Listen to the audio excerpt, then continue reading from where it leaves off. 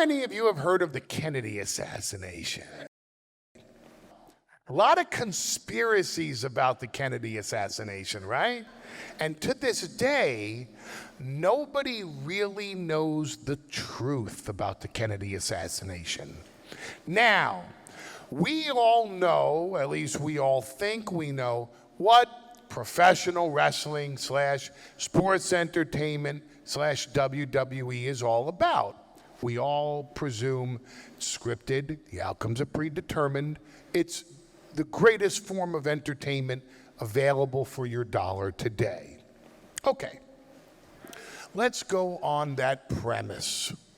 Now, I will say something to you in which you will go home tonight and you will either say, Heyman just told me something I'm not supposed to know, or you'll say, he's just with us. And I'll leave it up to you to decide. So here it goes. Did I know that the streak was going to end in advance? Yes, I did. Now, who else knew? Now, Vince McMahon went on Stone Cold Steve Austin's podcast and he said, well, there comes a time when you give back to the business, and The Undertaker gave back to the business the same way Andre the Giant gave back to Hulk Hogan at WrestleMania 3. He gave back to the business because that's the type of man that he is.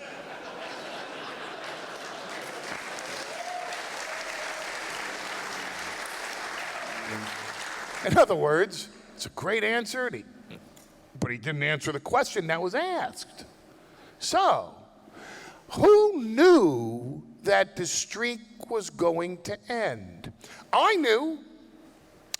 Brock Lesnar knew. It's obvious the referee didn't know, did he? It's obvious the sound person didn't know, did he? In fact, the only people that can testify in life as to who knew in advance are Vince McMahon, because obviously if he didn't know, it wasn't authorized. The Undertaker, who did collapse backstage the moment he walked through the curtain, who did get taken to the hospital to such a degree where we didn't know how bad this was. And Vince McMahon left WrestleMania 30 to go to the hospital in the ambulance with The Undertaker. I know, and Brock Lesnar knows. Here's a conspiracy theory for you. Let's say the script called for The Undertaker to win. Let's say Brock Lesnar said, I'm not going to lose. Let's say Brock Lesnar says, I'm going to take him to Suplex City, I'm going to dump him on his head, I'm going to knock him half out, I'm going to hoist him up for an F5, I'm going to drop him down on that third F5, I'm going to hook his leg to where he can't get out of the pinning predicament. And the referee will have no choice but to count to 3. Now, let's just go on that premise for a moment. What would happen in case that's the truth? Well, they don't have Brock Lesnar's music queued up because he's not supposed to win. So no music would immediately play. What else would happen? The referee would not be sure that he's supposed to raise Brock Lesnar's hand. The Undertaker, who has been knocked out, can't do anything about it. No one can do anything about it. Not even WWE. They can't fire Brock Lesnar because he just conquered the streak.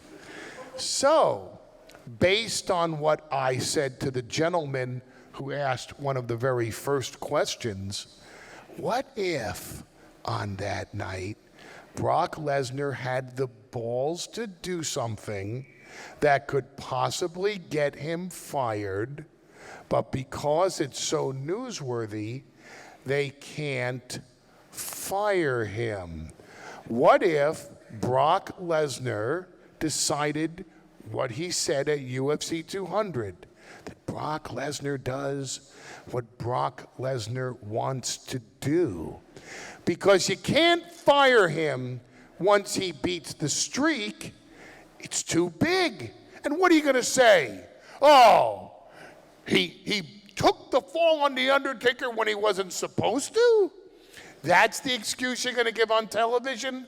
Or are you going to let us go on TV the next night, exploit that victory, and let me proclaim my client the 1 in 21 and 1? Now, I'm not saying that's what happened. My question to you is, am I with you? Or am I telling you something that I'm not supposed to tell you?